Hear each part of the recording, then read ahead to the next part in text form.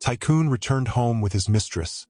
Discovers pregnant wife hands divorce papers. The skies were weeping softly, casting a gray veil over the city's elegant skyline. As the car rolled through the iron gates of the sprawling estate, everything about its arrival felt out of place. Too grand, too loud, too cold. A sleek black limousine with tinted windows pulled up to the front of the mansion like it owned the earth it rode on. The household staff, trained to keep composure, exchanged nervous glances. The driver stepped out first and hurried to open the back door. Out stepped a man, tall, poised, wrapped in an expensive trench coat tailored to perfection. Han Jun-suk. The name itself carried weight, one that echoed in boardrooms and financial reports, in social columns and whispered admiration. His black shoes clicked against the marble as he stepped forward. Behind him emerged a woman elegant, poised, and strikingly beautiful. Yunari, the mistress. She wrapped her arm through his, her presence unapologetically assertive. Her designer coat hugged her curves, and her heels punctuated every step like a challenge to the world. This wasn't a secret affair. It was a statement. And Jun-suk, he didn't even flinch. The mansion hadn't changed in the 6 months he was gone, but it felt smaller somehow, suffocating. He paused at the threshold. Something clenched in his chest for a brief second. Not guilt, not remorse, just discomfort. He shook it off. Inside, the lights were dim, the air scented with jasmine, Minji's favorite. She always lit those candles in the evenings. Her gentle touch lingered on every corner of that house, from the embroidered pillows to the piano by the window where she used to play soft melodies after dinner. Jun-suk's eyes darted toward the stairs. She was there. Minji stood silently at the top of the staircase, one hand on the railing, the other resting gently on the slight curve of her belly. Her face was pale, lips pressed into a thin line, her eyes hollow from nights of waiting, wondering. She didn't blink. She didn't speak. She simply stared. Jun-suk felt his breath catch for half a second. He hadn't prepared for this part, the confrontation. He thought time would have dulled her edge, that she would have grown numb to his absence, maybe even moved on. He didn't expect her to still be there, standing like a statue of heartbreak. Nari, sensing the weight in the air, smiled politely and stepped forward. "You must be Minji," she said, voice syrupy sweet. "I've heard a lot about you." Minji's eyes never left Jun-suk's. She didn't even look at the woman who dared to speak in her home. There was silence. A long, unbearable silence. Then, Minji spoke, her voice calm, clear, and unbearably heavy. "You're standing on my pain," she said softly, almost whispering. "Wipe your shoes before you walk any further." Jun-suk clenched his jaw. "Minji, let's not do this here." But her voice cut through the air again, stronger now. "Do what, Jun-suk? Watch my husband come back with another woman like it's completely normal?" After 6 months of silence, her hands gripped the railing. She wobbled slightly, but she steadied herself with quiet determination. "I waited for you, every night. I counted the days. I prayed that wherever you were safe. That maybe, just maybe, you still remembered the life we shared. And now you return like a stranger, like a king who thinks his throne will still be warm." Jun-suk opened his mouth to speak, but nothing came out. Minji's eyes shimmered. She wasn't crying. Not yet. She was still holding everything inside, like she always had. For him. For their marriage. For the child growing in her womb. "I made your favorite soup every Sunday, just in case you came back.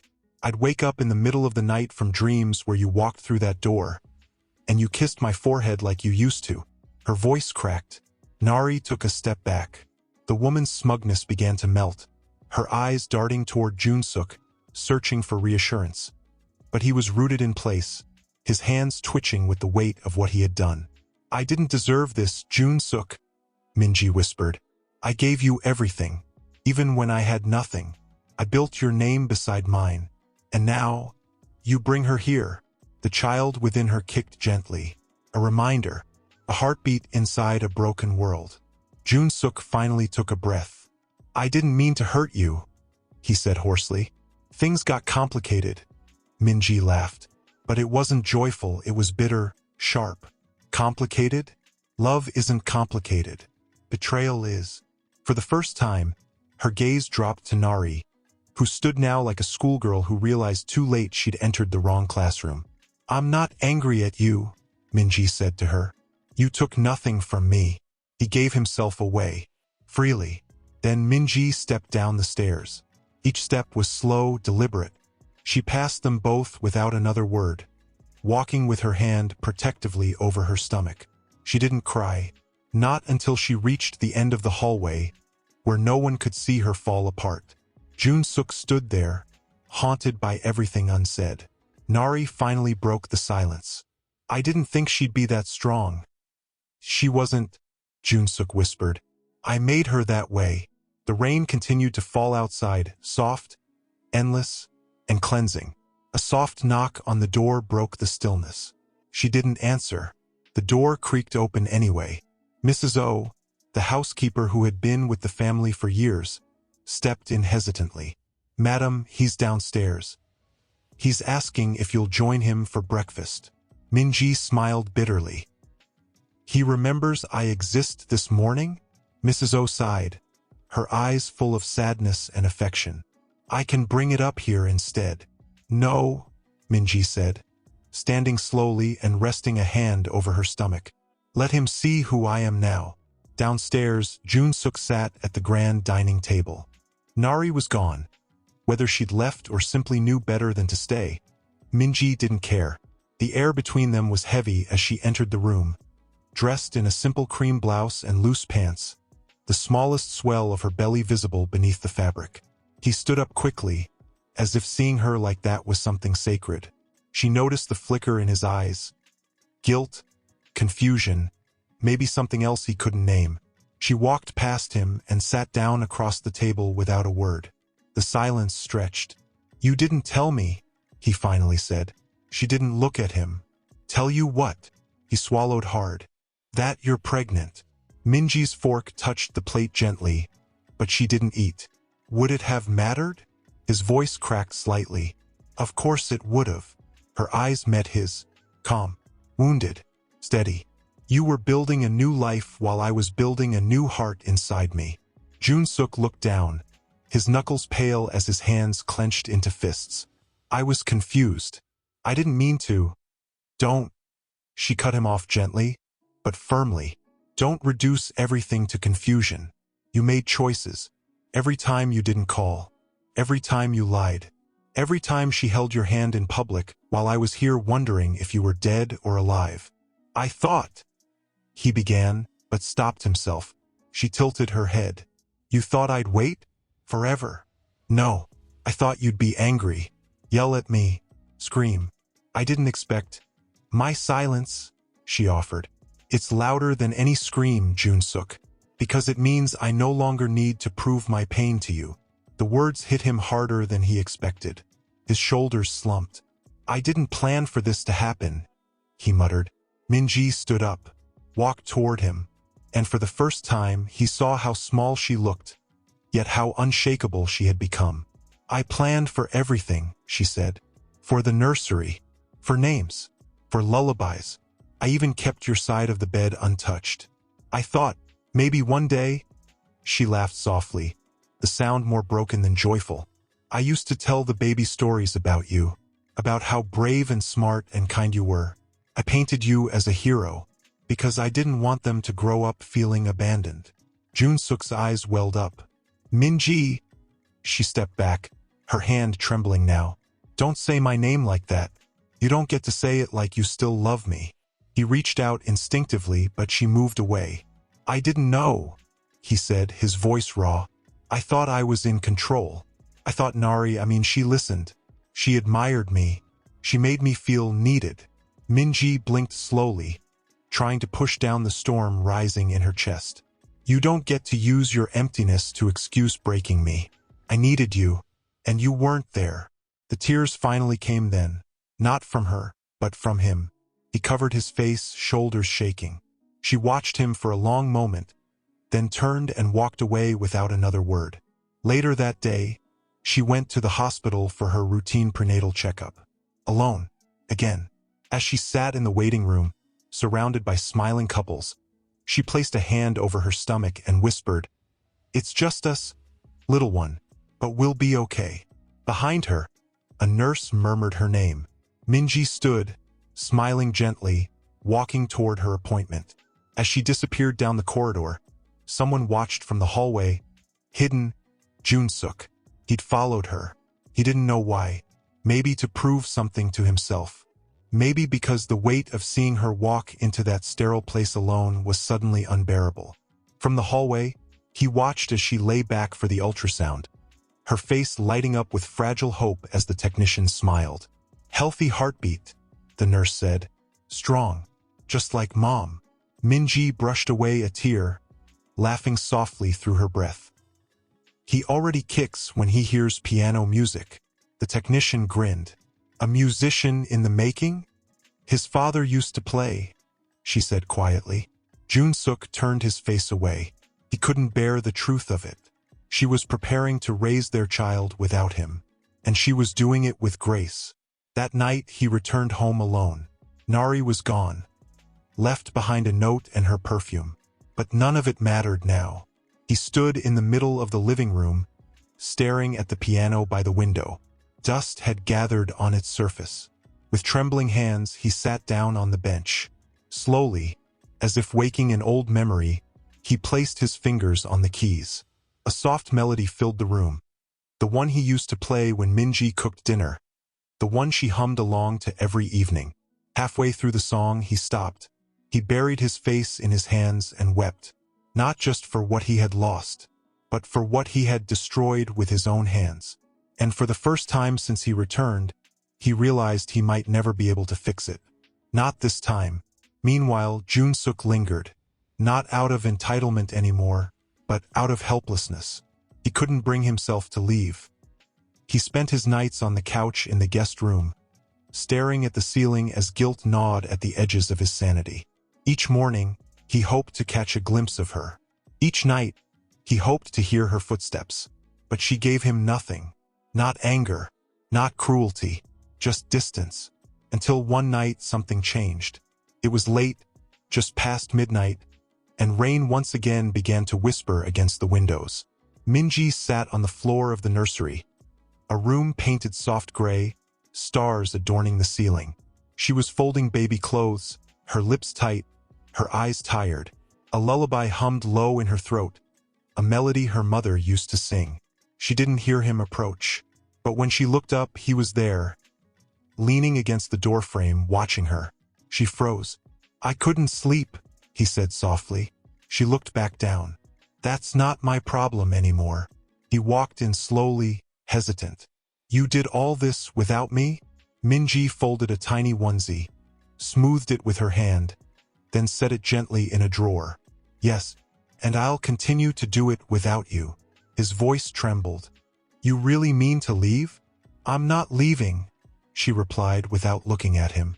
"I'm escaping." Junsuk stepped closer. "You don't have to do this alone." She finally turned her face toward him, and he saw it. The quiet devastation, the resolve. "But I already am." He sat down on the small armchair in the corner, the one she'd picked for late-night feedings, creaked slightly under his weight. "I can't go back," he whispered. "I ended things with Nari. She's gone." Minji let out a small laugh, not amused, but bitter. "You think this is about her?" He looked confused. "Isn't it?" She stood up slowly, her belly now more pronounced under the soft cotton of her nightdress. She stepped forward, her voice shaking with emotion. "This is about every time I sat at the dinner table alone. Every night I called and got no answer. Every morning I woke up reaching for you and found only cold sheets." He tried to speak, but she wouldn't let him. "This is about watching the man I loved vanish into someone I didn't recognize. You didn't just betray me, Junsuk. You erased me." Her voice broke at the last word, and she quickly turned away, gripping the edge of the crib. He stood slowly, unsure whether he had the right to comfort her anymore. "I see you now," he said gently. Minji didn't move. "It's too late to see me now." "I know." he murmured. But I'm still here. The silence that followed was deafening. She finally turned back to him, her face streaked with tears. Then why does it still feel like I'm alone? He had no answer. He stepped closer, slowly, cautiously, like someone approaching a wounded animal. Let me help, please. Minji looked down, her hands resting protectively over her stomach. Help? What does that mean now? You want to play father when it's convenient for you? No, he said. I want to earn the right to be here. She shook her head. You don't get to earn your way back into a family you abandoned. His face crumpled. Then tell me what to do. She looked at him for a long time, eyes locked, searching for something that maybe used to be there, maybe still was. I don't know if there's anything left to fix, she said finally. He nodded slowly, swallowing hard. Then I'll stay. Until you know for sure. Minji turned her back to him, her voice softer now. Do whatever you want. I stopped hoping a long time ago. She sat back down on the floor, folding baby clothes in silence. And he, unsure, broken, ashamed, sat back in the armchair, watching her, wishing he had chosen differently. The next morning, Minji stood at the kitchen sink, staring out at the garden. Rain had softened the soil, and the cherry blossoms had begun to fall, scattered like forgotten dreams. The baby kicked gently, and she pressed her hand to her belly, eyes closing with a sigh. Jun-suk entered quietly. He placed a mug beside her, ginger tea just like she used to drink when she was nauseous in the first trimester. She glanced at it, then at him. You remember. I never forgot, he said softly. I just stopped paying attention. She picked up the mug, held it for a moment, then set it back down. That's the problem, she whispered. You didn't forget me. You ignored me. Her voice was so calm it hurt more than shouting ever could. He took a deep breath. I made a mistake, Minji. She finally looked at him, her eyes shining with quiet devastation. You didn't make a mistake, Jun-suk. You made a choice. He blinked, stunned into silence. Then she said something that shook him to the bone. And now I'm making mine. Without another word, she turned and walked away, leaving the scent of jasmine and ginger tea in her place. That night, Jun-suk stood in the nursery again, alone this time. He stared at the crib, the tiny clothes folded with love, the hand-painted stars on the ceiling. It was a world she built without him, and it was perfect. He reached into his pocket and pulled out a small music box, the one he had bought in Paris the year they got married. She had always loved it. He wound it gently and placed it on the windowsill. As the soft tune began to play, he whispered into the room, I'm sorry. The music answered with its melancholy lullaby. Upstairs, Minji sat in bed, listening to the melody float through the air. Her eyes closed, one hand on her belly, the other clutching the divorce papers she had already signed. Tomorrow she would place them on the table. Tomorrow she would choose herself. Jun-suk was already in the living room, seated on the sofa with his elbows on his knees, his head hanging low as though the floor might offer him absolution. He hadn't slept. The dark circles under his eyes, the disheveled shirt, the unshaven jaw. It was the appearance of a man who no longer knew what time meant, only regret. She didn't say anything as she approached. She simply placed the folder on the coffee table between them. His eyes lifted slowly. He stared at it like it might burn him. Is this? He asked, though he already knew. Minji nodded once. He leaned forward, hands trembling, and opened it. Divorce papers, her signature already there, neatly written at the bottom, as though she'd done it without hesitation, as though it no longer hurt. But it did. You've already signed it, he whispered. Yes, she replied softly. I did. He stared down at the pages, blinking hard. You didn't even want to talk about it? I did, she said. For months. But you weren't here. I'm here now. Minji's voice broke, but she held it steady. You came back with another woman on your arm. That's not being here, Jun-suk. That's cruelty with a polished smile. He flinched as if she had struck him. I know I don't deserve forgiveness, he murmured. But this divorce, is that really what you want? Her hands pressed gently to her belly, as if steadying herself. I want peace. For me. For the baby. I don't want to raise my child inside a house filled with echoes of betrayal. He swallowed the lump forming in his throat. What if I changed? She looked at him for a long moment. Then you'd still be the father of my child, but not my husband. Jun-suk picked up the pen beside the papers. His fingers hovered above the signature line, but he couldn't bring himself to move. What are you afraid of? She asked, her tone softer now, tired. That once I sign this, it's real, he admitted. It's already real, she whispered. The moment you let her into our lives, it became real. He stared at her, tears slowly filling his eyes. You were always stronger than me. No, she said, a single tear slipping down her cheek.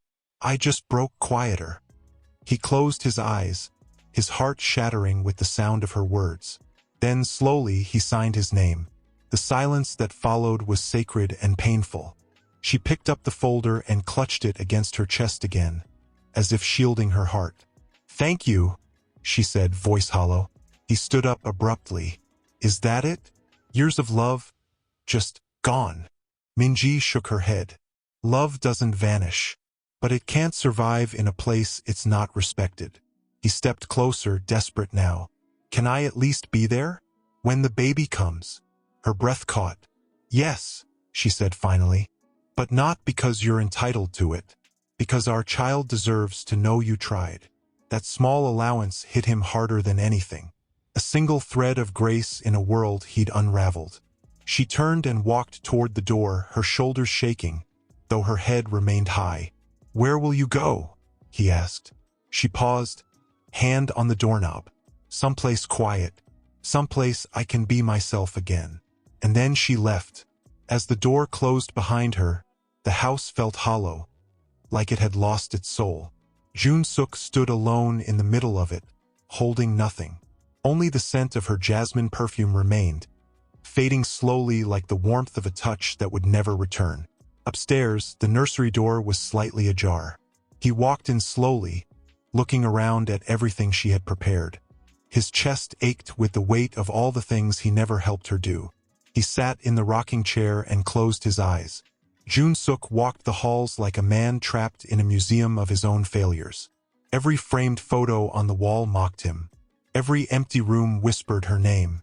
The nursery remained untouched. He couldn't go back in. The soft lullaby still played faintly when the music box was opened, but he never dared wind it again. He didn't know where she had gone. He called Mrs. O, but she said she'd been asked to respect Minji's silence. He even visited her parents, who closed the door gently with the words, "She's safe. That's all you need to know." He tried to focus on work, but boardrooms echoed with her voice. Contracts blurred beneath his eyes. His wealth no longer meant anything. Success had lost its taste. It had been 3 weeks since she left. Then, on a rainy Thursday afternoon, he received a call. Came from an unknown number. He almost didn't answer, but something in him said he should. "Hello." There was a pause, then a voice, tight, controlled, yet trembling. She collapsed. His heart dropped. "What?" he gasped, his voice shaking. "It's Minji," the voice continued. It was a nurse. "She fainted at the supermarket. She's at Seoul General." The phone slipped slightly from his hand. Is she okay? The baby? She's stable for now, but you should come. She's been under a lot of stress. Her blood pressure. I'm on my way." He didn't even grab a coat. The rain was violent, soaking through his shirt as he ran from the car into the hospital. His breath was uneven, his hands trembling as he reached the front desk.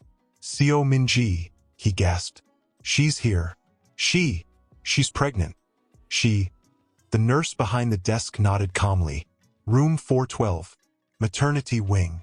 He didn't thank her. He just ran. When he reached the room, he froze at the door. Through the narrow window, he could see her, pale, small, hooked up to monitors. She looked fragile in a way he had never seen before. Her hands rested protectively over her belly even in sleep. He hesitated before opening the door. Her eyes opened the moment she heard it. They met his, and for a split second, something flickered in them. Surprise, sorrow, maybe even relief. But it vanished just as quickly. "You came," she said, her voice barely audible. "I came the second I heard," he said, stepping closer, eyes wide with fear. "Are you okay? Is the baby—" "We're fine," she interrupted softly, but her eyes turned away.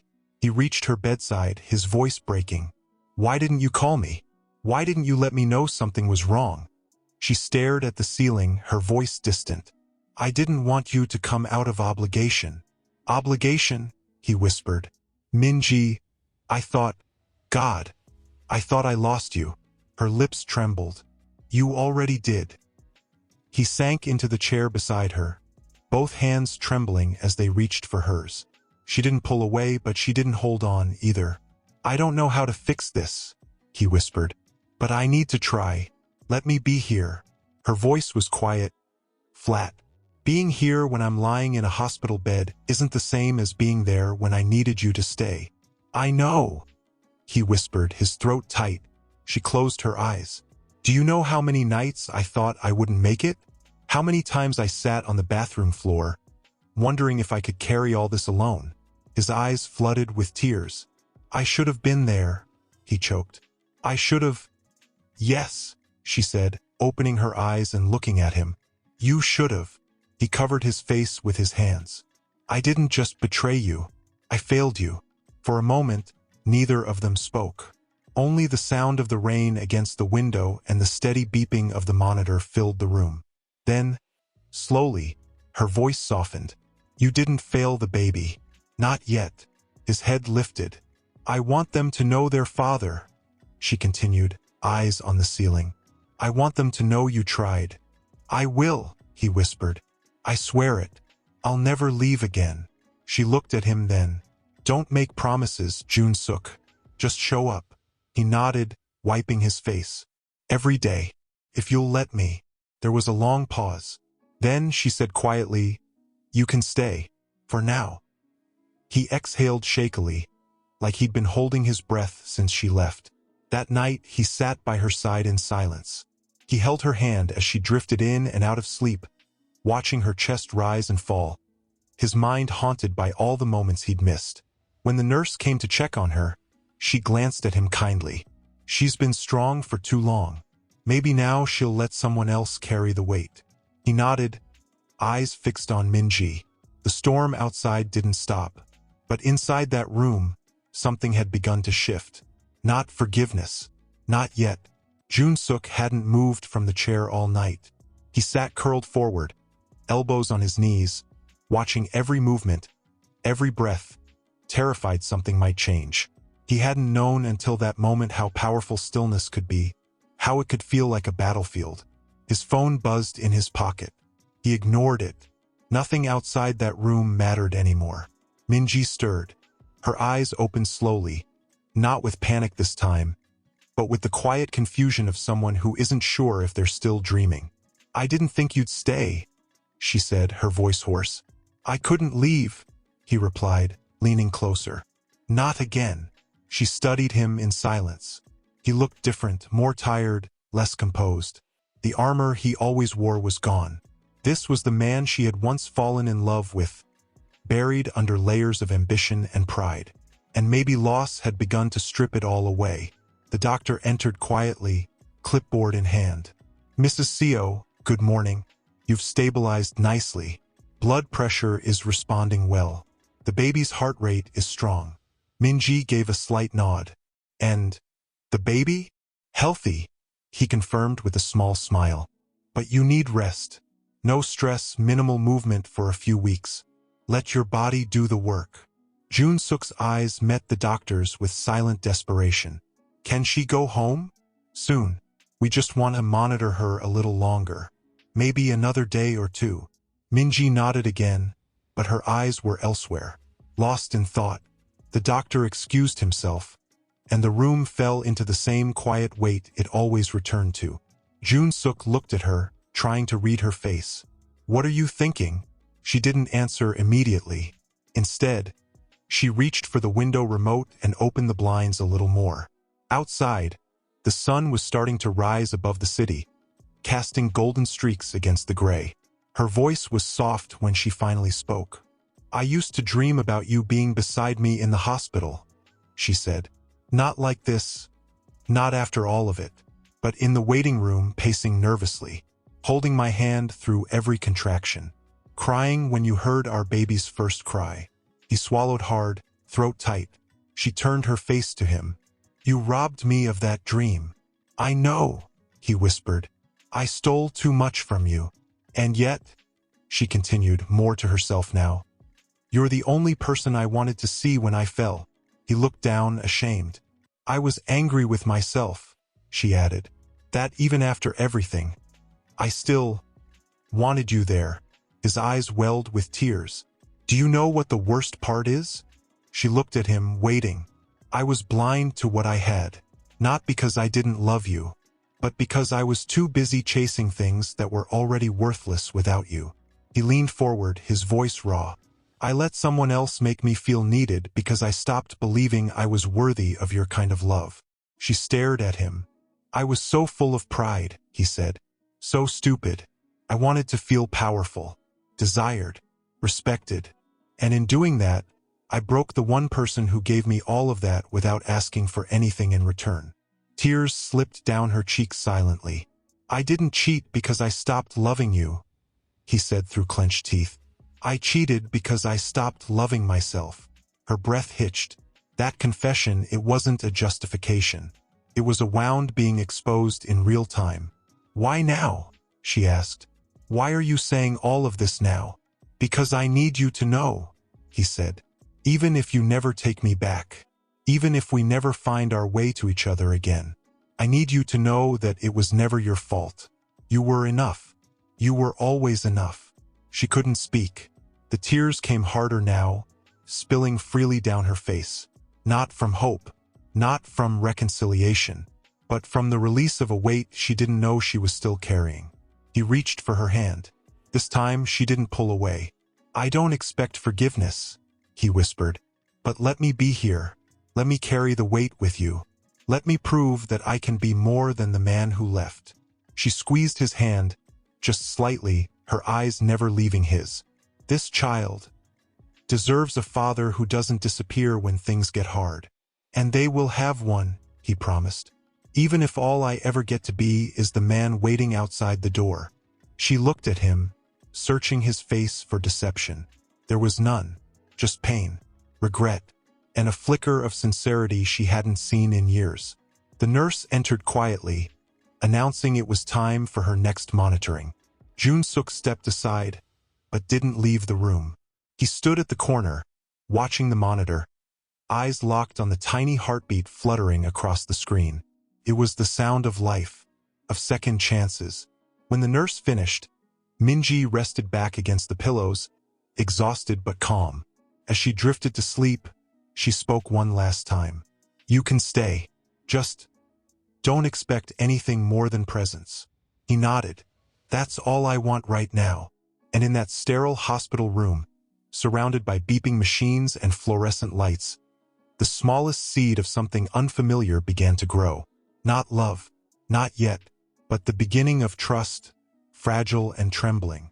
The doctor gave her a strict routine: bed rest, light meals, no stress. Her body needed peace, and her heart even more so.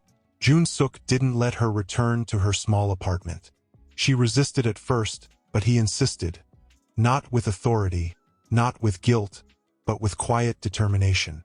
"I'll stay out of your way," he promised. "You won't even know I'm there. I just want you to be comfortable." She agreed, but only because the baby deserved comfort. Not because she trusted him. Not yet. So she returned to the house that once felt like home. This time it felt like a memory. Too big, too quiet, and full of ghosts. Jun-suk moved into a guest room downstairs. He cooked for her, left her meals outside the door, never pushed for conversation. But late at night, she'd hear him pacing in the hallway, like he too was haunted. On the third evening, something shifted. She was lying on the living room couch, propped up by pillows, the fireplace gently flickering. She couldn't sleep. The silence was too loud. Her eyes drifted toward the piano in the corner, now clean, untouched since she'd left. Then she heard footsteps behind her. "I made you tea," Jun-suk said, walking in slowly with a tray. "Chamomile. With honey." She sat up with effort. "Thank you." He placed it on the side table, hesitating before sitting across from her. The flames cast soft shadows across his face. He looked thinner, older. "Tired?" she asked, surprising even herself. He nodded. "A little, but I don't mind." She sipped the tea. For a moment, neither of them spoke. Then he looked at her. "Do you remember the first time we moved in here?" he asked, voice soft. She glanced at the walls. The hallway smelled like fresh paint, and we only had 2 chairs. He smiled. "We sat on the floor and ate ramen. You said it tasted better because it was ours," she murmured. He let out a breath. It did. Everything felt possible then. A silence settled between them again, heavier this time. "I missed that version of us," he said. Minji lowered her eyes. "She doesn't exist anymore." "I know." There was a pause. "Nari called me," he added suddenly. Minji's body stiffened. "I didn't answer," he continued, "but she left a voicemail. She said she regrets everything. Said I'd made promises I never intended to keep." "And did you?" Minji asked quietly. His face crumpled slightly. "At first, maybe I believed I could love her. Or maybe I just wanted someone who didn't expect too much of me." Her voice was flat. "Because I did?" "No," he said quickly. "Because you saw all of me, even the parts one hated. And you loved me anyway. That scared me." She met his eyes then, her voice trembling. "So you ran to someone who only saw what you let her see." He nodded slowly. "And I punished you for seeing too much." The truth hung in the air like smoke. "I was angry at you," she whispered. "I still am. You have every right to be. But I wasn't just angry because you cheated. I was angry because I loved you enough to stay, even when I knew you weren't coming back." His breath caught. "I don't deserve you." "No," she agreed. "You don't." They sat in silence again, both staring at the fire. "You can go," she said quietly. "You don't need to stay out of pity." "I'm not staying out of pity," he said. "I'm staying because I'm trying to be the man you deserved from the beginning, even if it's too late." She studied him for a long time, then leaned her head back against the couch. "Just don't expect anything," she said. "I won't," he whispered. "But I'll be here." She nodded, eyes closing. He stood, picked up the empty teacup, and walked away. As he left, she opened her eyes again. The piano sat quietly in the corner, like a memory. Later that night, when she couldn't sleep, she wandered into the music room. She sat on the bench, staring at the keys. Her fingers hovered above them, uncertain. Then slowly she began to play. Just a few notes. A lullaby, broken and soft. Jun-suk stood in the hallway, unseen, listening. He didn't move. He didn't interrupt. Ginger porridge. The kind her mother used to make when she was sick. The kind she craved in silence during the early months of pregnancy. She hadn't asked for it. She hadn't mentioned it. But there it was, filling the air with warmth.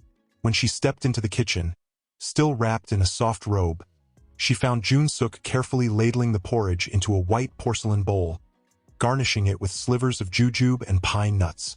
He turned as he felt her presence. "Morning," he said gently, unsure of the distance between them. "I thought you might want something light." She looked at the bowl, then back at him. "You remember how to make this?"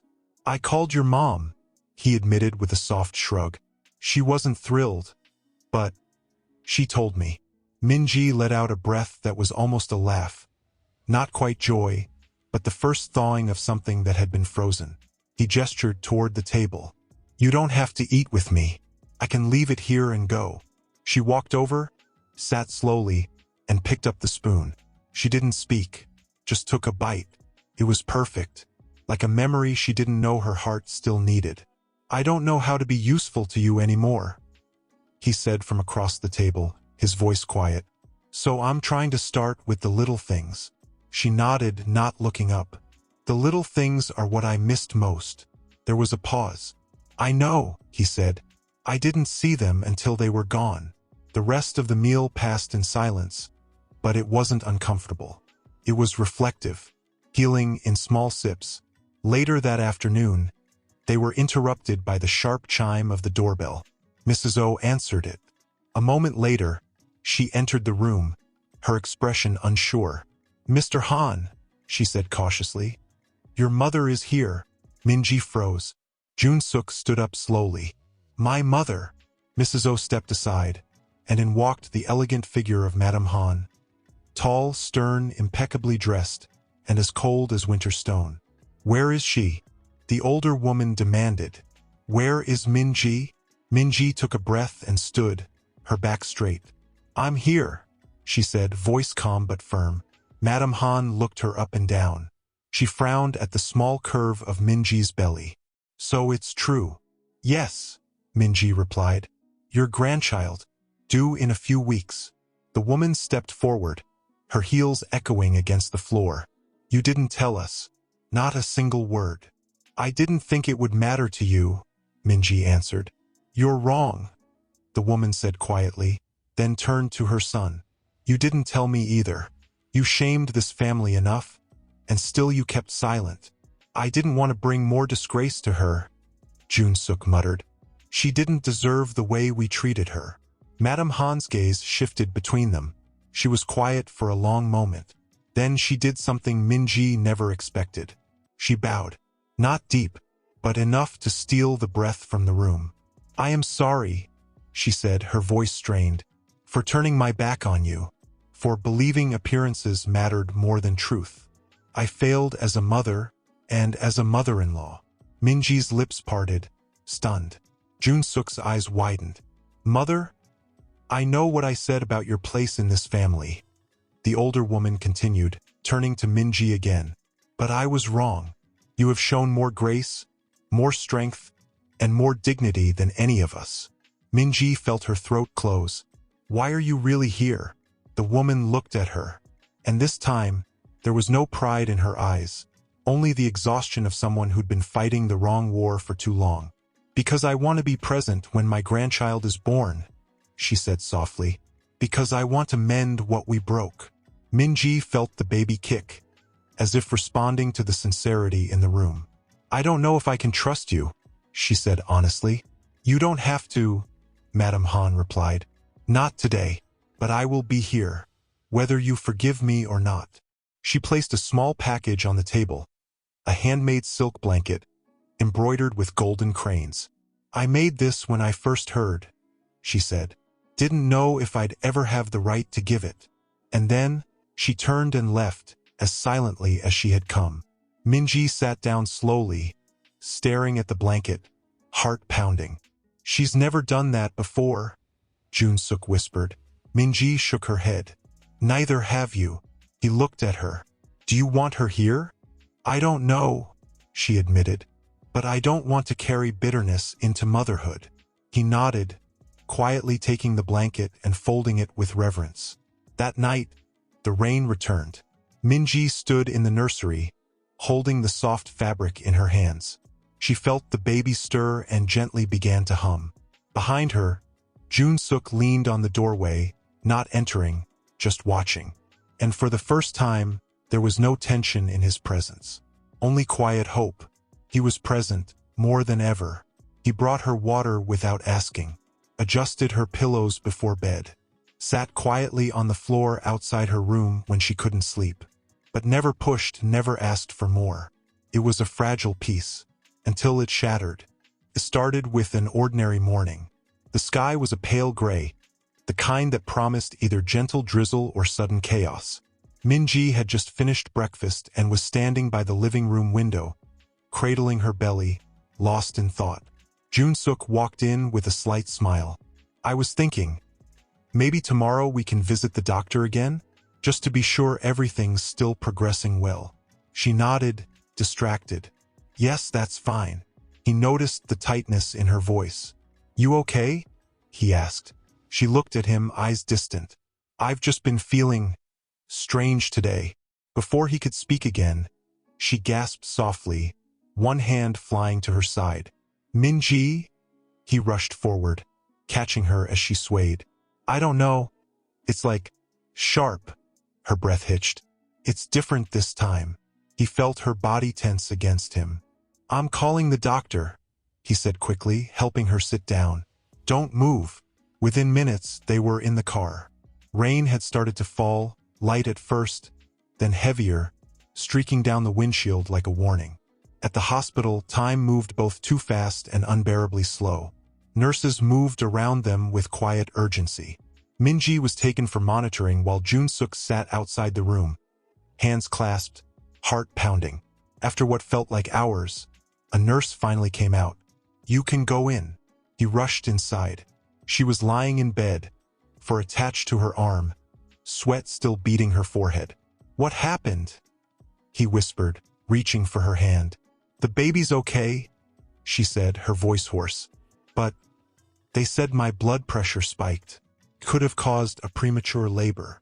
He exhaled, pressing her fingers to his lips. Thank God. Thank God you're both okay. She stared at the ceiling. They said I might need to stay here until the baby's born. He nodded. Then that's what we'll do. Jun-suk, she said, voice trembling. What if something had happened to the baby? Don't, he said quickly. Don't go there. I was so scared, she whispered. Not just of losing the baby, but of dying, and leaving everything unfinished. He blinked back tears. You're not going anywhere. You hear me?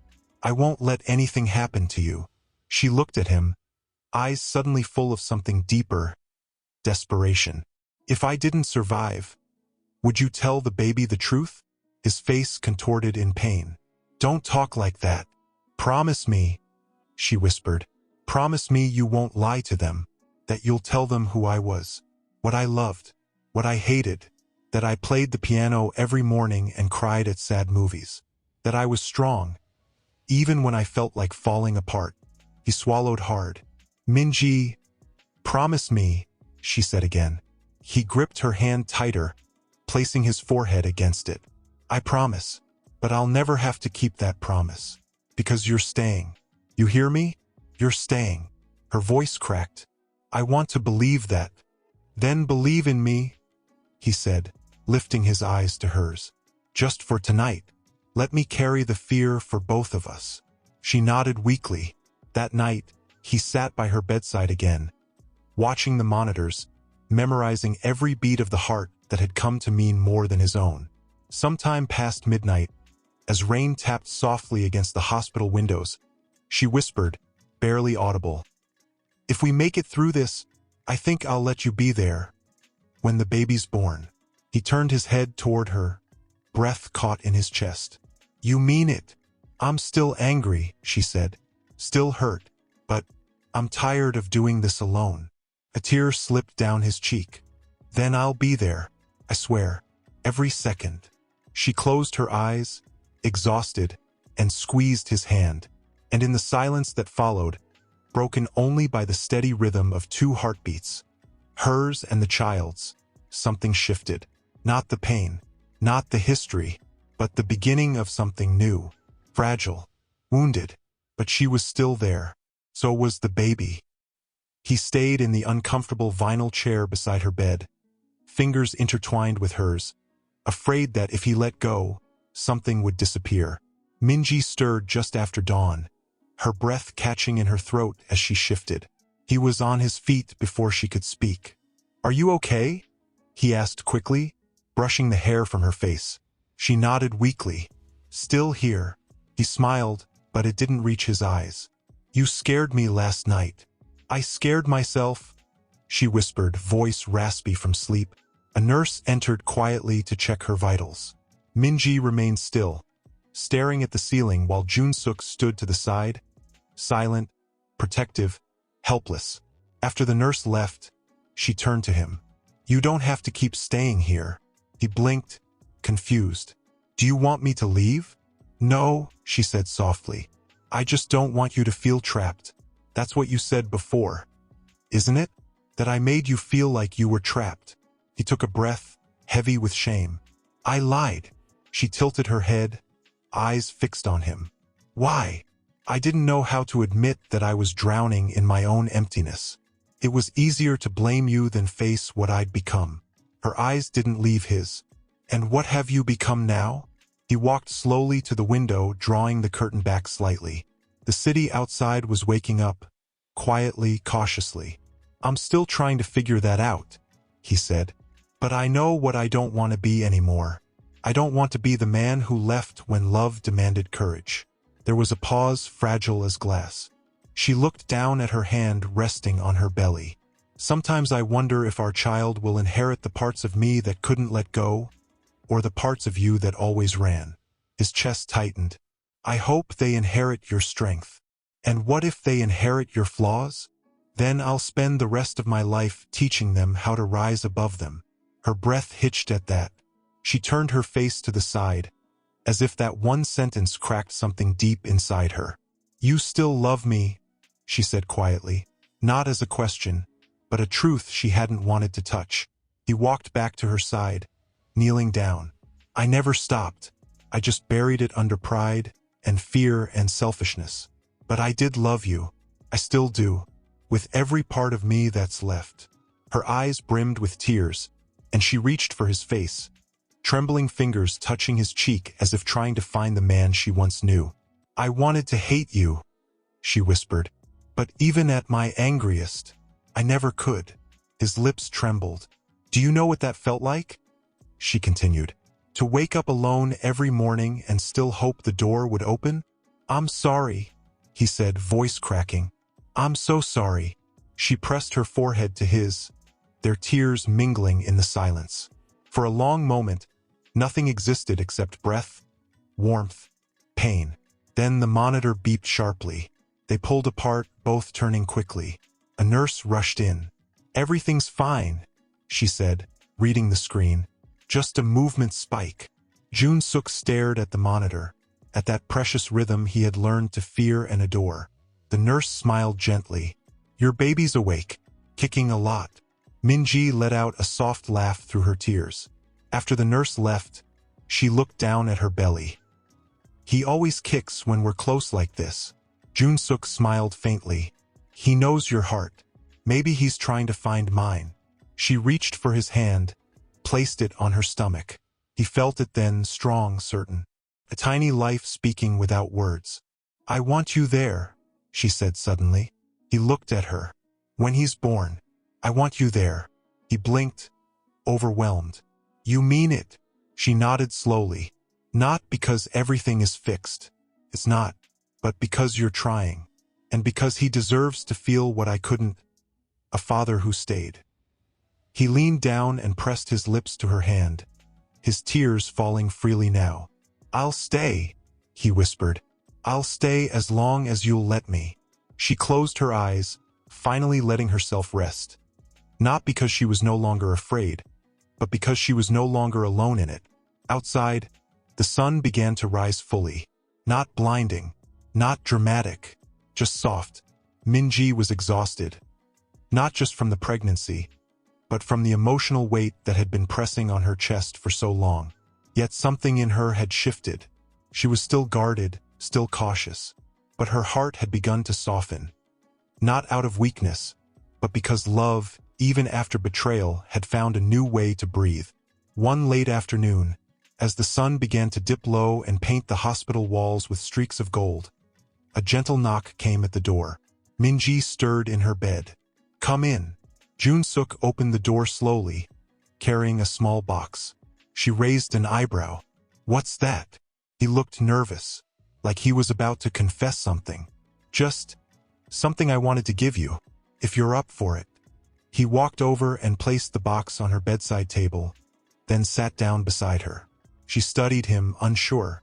"Go on," he said, nodding at it. With a sigh, she pulled it closer and opened the lid. Inside was a small photo album, handmade, the cover decorated with a tiny blue ribbon. She opened the first page. Her breath caught.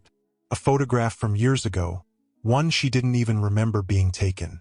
She was laughing in the kitchen, flour on her cheeks, holding a bowl of batter while Jun-suk stood beside her, arms wrapped around her waist. They looked so young, so real. "You kept this," she whispered. "I went through all our old things while you were resting," he said. "I didn't know how many memories I had buried, just to pretend I was fine without you." She flipped the pages. A photo of them at the beach, her hair windblown, his face pressed to her shoulder.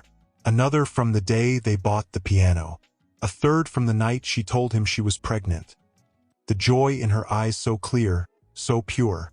He had forgotten how much it had meant to him. Minji paused at that one. "I almost don't recognize myself," she said softly. He nodded. "You were happy, because you still trusted me." She closed the album slowly, her hand resting on the cover. "I didn't show you this to win you back," he said quickly, reading her thoughts. "I just wanted you to remember that it wasn't all broken." She looked at him, quiet for a long moment. "It wasn't all broken, but some pieces, I don't know if they fit anymore." "I know," he said, "but if all I ever get is to raise this child beside you, even as just a friend or a memory, I'll be grateful." Minji's eyes glistened. "You mean that?" He reached across and gently took her hand. "With everything I have left." They sat like that for a while. No promises, no declarations, just silence filled with a kind of truth that needed no decoration. Later that evening, while the hallway quieted and the nurses dimmed the lights, Jun-suk stepped out to get her more tea. When he returned, her eyes were closed, her hand resting over her stomach. But then she flinched, a sudden jolt that startled even her. He rushed forward. "Minji!" Her eyes opened wide. That wasn't like before." Another jolt. She winced, gripping the bed rail. "It's happening again," she gasped. "Jun-suk, something's wrong." He dropped the cup and bolted for the emergency button, shouting into the hallway, "We need a doctor! Now!" Nurses rushed in. Minji was shaking, her face pale with pain. "It's too soon," she whispered, voice trembling. "It's not time yet." The doctor arrived within seconds, checking the monitor. "The baby's in distress. We may need to perform an emergency C-section." Jun-suk felt his world tilt. "Is she in danger?" "We won't know until we get her into the OR." Minji reached for him, eyes full of terror. "Don't leave me," she cried. "Please don't leave." "I'm here," he said, gripping her hand tightly. "I'm not going anywhere." The team wheeled her away, his hand slipping from hers as the doors swung closed. He stood outside the operating room, his breath shallow, fists clenched so tight his nails bit into his palms. Time no longer made sense. It was just sound. Beeping monitors, shuffling shoes, distant voices. He didn't pray. He didn't cry. He just waited, every second a war in his chest. Then suddenly a cry, tiny, piercing, alive. He staggered back a step, tears springing to his eyes. A nurse appeared, her expression tired, but kind. "You can come in." He moved like a man underwater, barely breathing, until he saw her. Minji lay on the bed, weak but awake. Her face turned the second she felt him near. "We have a son," she whispered, and in her arms, wrapped in a soft blanket, was the smallest life he had ever seen. Red-faced, I squeezed shut, but breathing, strong. Jun-suk broke. He fell to his knees beside her, his hands trembling as he touched the baby's head. "I'm here," he whispered. "I'm here." Minji looked at him, her voice barely audible. Jun-suk stood at the foot of the bed, holding a bottle of warm milk. He wasn't sure how tightly to grip it or how close he should come. His hands were strong enough to build empires, yet now they trembled before the weight of feeding his child. Minji noticed. "You're holding it like it might explode." He let out a nervous laugh. "That's exactly how I feel." She smiled faintly and patted the spot beside her on the bed. "Come here." He sat beside her slowly, trying not to jostle anything. She gently picked up the baby and rested him against Jun-suk's chest. "Here," she whispered, Support his head. Keep him close. He did as told, so careful it was, as if he feared the child might shatter. The baby squirmed for a moment, then calmed, eyes closed, warm and soft against him. "You can feed him," she murmured. He brought the bottle to the baby's lips. First, nothing happened. But then, just like that, the baby began to suckle. Jun-suk's breath caught. "Oh my God," he whispered. He's here." Minji rested her head against the pillow, her face calm for the first time in days. "He's real. He's ours." They sat in silence, watching him feed, a quiet intimacy building between them that no apology could create. Only presence could. After a while, Minji spoke. "I want to name him Seon-woo." Jun-suk looked at her, the name catching in his throat. "Your grandfather's name. He was the strongest man I ever knew," she said. "Not because he was perfect, but because he knew how to start over. Every time life broke him." Jun-suk nodded slowly. "Then it's perfect." She turned her gaze toward him. "You ended things with Nari. Truly?" He nodded. "I let go of everything, Minji. The company, the penthouse, even my board seat." "What?" She blinked. "You left the company?" "I couldn't lead people while I was lost," he said. "So I stepped down. I've started volunteering at the Children's Foundation downtown. Just being useful again." Her eyes filled with something unspoken, something between gratitude and disbelief. "Why didn't you tell me?" "Because I didn't want you to think it was for you," he said gently. "It wasn't. It was for me. I had to become someone our son could look up to." She looked away, blinking fast. "I still don't know if we'll ever be what we were," she said. "I don't expect that," he replied. "I just want to be here, every morning, every night, changing diapers, losing sleep, watching him grow. If you'll let me." Minji watched him feeding their child, his eyes filled with wonder, his posture protective and still. "He looks like you," she said softly. Jun-suk smiled, brushing a finger over the baby's cheek. "I hope he gets your heart." "You're changing," she said. "I want to.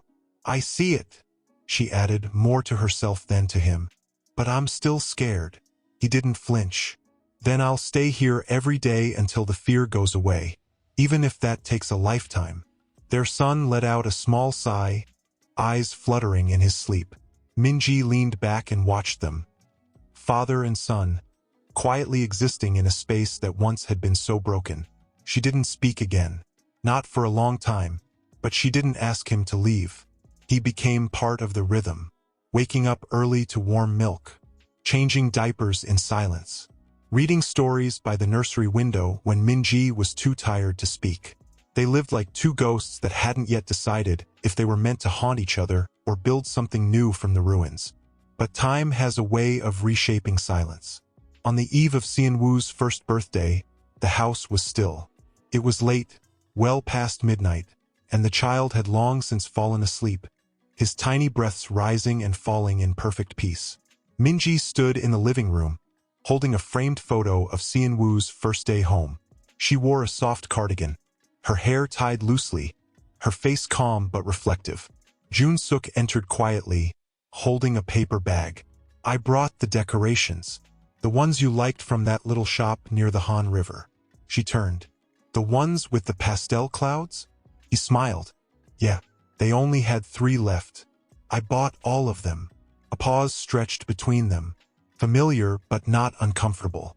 Minji walked to the couch and Saturday. "Do you remember the last birthday we spent together?" He nodded, sitting across from her. "You cried. I forgot the cake." "No," she said, eyes distant. "You were on a plane with her. I cried alone." The air grew thick. "I'm sorry," he whispered, looking down. She didn't answer at first. Then she set the frame down and looked at him, her voice steady. "Do you know why I let you stay all this time?" He looked up slowly, uncertain. "Because Seon-woo deserved to see what it looks like when someone makes things right. Even if it's late. Even if it hurts." He swallowed. "Do you regret it?" She shook her head. "No. But I do wonder if this is enough for me." His breath caught. "Enough?" I've learned how to live without the love I once had, she said quietly. I've learned how to carry joy and grief in the same breath. But I wonder, Junsuk, can I love you again without betraying myself? He blinked, stunned. I still see her when I close my eyes, she said. The woman who waited at the window, who believed you'd walk through that door with flowers instead of someone else's perfume on your collar. He stood, pacing slowly. I don't expect you to forget her. I still see the man I used to be, and I hate him. Minji watched him carefully. But I've changed, he said, voice low. Not just for Xianwu, for you. For the chance to be someone worthy of standing beside you. Even if I never get to hold you again. She stood now too, facing him. Then tell me the truth, she said. If I said I still couldn't trust you, that I still flinch when you walk too close, would you still stay? His eyes burned, but he didn't hesitate. Yes. If I said I didn't know if I could love you the same way ever again, I'd stay. If I said I might never say those 3 words again, I'd stay, he whispered. Even then, her hands trembled slightly. I've been waiting to hear that, she said, voice barely above a breath. Not, I love you. Not, I'm sorry. Just that you'd stay no matter what. He stepped closer now, slowly. I don't want to be forgiven. I just want to be beside you, however you'll have me. She looked up at him, and for the first time in months, maybe longer, she didn't feel like a woman holding herself together. She felt seen. Tomorrow, she said, brushing a loose strand of hair from her face. When we light the candle for Xianwu, I want you beside me, not as a guest, as his father, and maybe someday more. He closed his eyes, overcome with emotion. Thank you, he whispered. She nodded once, then turned toward the hallway. Don't forget to chill the juice boxes. He laughed quietly through his tears. Yes, ma'am. And as she disappeared into the dark hallway, her footsteps soft against the floor, Junsuk stood alone for a moment longer.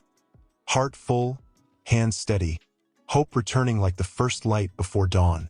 Minji stood in front of the mirror in her bedroom, adjusting the bow on her soft cream dress. Her hair was pulled back loosely, and there was something in her reflection she hadn't seen in a long time. A quiet, almost reluctant peace. She exhaled slowly, then turned to look at the crib in the corner of the room, where Xianwu sat playing with a stuffed lion. Big day, little one, she said, walking over and picking him up. Let's go see how your appa's doing with the cake. Downstairs, Junsuk was in the kitchen, frowning over a slightly tilted chocolate cake. It wasn't perfect, but he'd made it with his own hands. No assistant, no chef, just him, a recipe, and more flour on his shirt than in the batter. When he saw Minji walking in with Xianwu on her hip, he straightened immediately. Okay, I have to admit, the cake leans a little. She looked at it, then smiled. It's honest. I like it. He looked at her for a moment too long. She was radiant, not in a dramatic magazine way, but in the way someone looks when they've endured something hard and come out softer, stronger. Guests began arriving in the next hour. A few close friends, the hospital nurse who had helped deliver Xianwu, Mrs. O, and to everyone's surprise, even Madame Han, who brought a quiet gift and stood by the door as if unsure whether she belonged. Minji walked up to her. I didn't think you'd come. Madame Han bowed her head slightly. I missed too many firsts already. I wanted to witness this one. Minji considered that for a moment. Then she reached out and placed Xianwu in her arms. Hold him, she said. He needs to know where he comes from. Madame Han held the baby awkwardly at first, then adjusted, her hands gentler than expected. He looks like you, she said softly. Sometimes, Minji replied. But his heart, that's still forming. A few minutes later, it was time. Everyone gathered around the table. Junsuk lit the single candle, the tiny flame flickering like a heartbeat. Minji stood beside him, Xianwu on her hip. Their shoulders brushed. Neither moved away. Do you want to say something? She asked him quietly. He looked at the guests, then down at his son. I wasn't there the day he took his first breath, he began, voice steady but raw. But I've been here for every breath since. and I plan to be here for every breath after. Today is more than a birthday. It's a beginning, not just for him, but for me. Minji blinked fast, her lips parting slightly. He turned to her. And for us, he added gently. There was no applause, just stillness. Then Wu, as if perfectly timed, let out a squeal and reached for the flame. Everyone laughed. They helped him blow out the candle. After the cake, after the gifts, after the guests slowly filtered out, the house quieted again. Minji stood in the doorway of the nursery, watching Jun-suk gently rock Wu, who was already half asleep. He really does like you, she whispered. He smiled. I'm the backup singer to your lullabies. She walked over, brushed a hand over the baby's head. He feels safe with you. That says something. I'd give everything to keep it that way. You already have, she said. They laid him down together. Jun-suk pulled the blanket up to his chest. Minji leaned down and kissed her son's forehead. Then they both stood back, side by side. I never thought we'd make it here, she said. Neither did I, he replied. But I'm grateful we did. Minji turned to him, her voice suddenly low, fragile. I think I'm ready. He looked at her, unsure. For what? To try again, she said, eyes full. Not because I forgot the pain, but because I remember the love. His breath hitched. I don't want the past to be the last chapter, she continued. I want Wu to grow up seeing what healing looks like. He reached for her hand slowly. Then let's write a new story. She nodded. And in the quiet nursery, where a child slept beneath painted stars, two hearts, once broken, began again. Not from where they left off, but from where they truly belonged.